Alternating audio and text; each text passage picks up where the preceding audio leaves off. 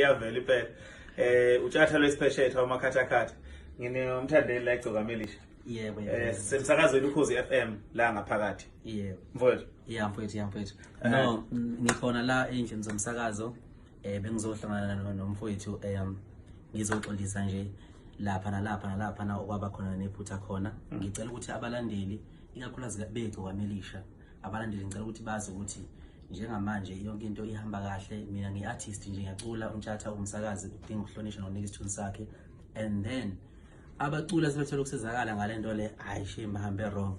Njengamanje bafowethu siyaphambili, umculo wamaskanda ukhule uye phezulu, sihloniphane sihloniphe zonke inhlaka negama lika Jesu Kristu kuze phakade. Amen. Kunjalo mfowethu, siyabonga kakhulu. Kanza kwethu siyanthanda, sihlale sinithanda, sihlale sihleka nje. Akuqhutsheke lapho kwakathi igcinwe khona ke. Sinaso sakubona ukuthi awuzweka asihlawulaneke. Siyabonga.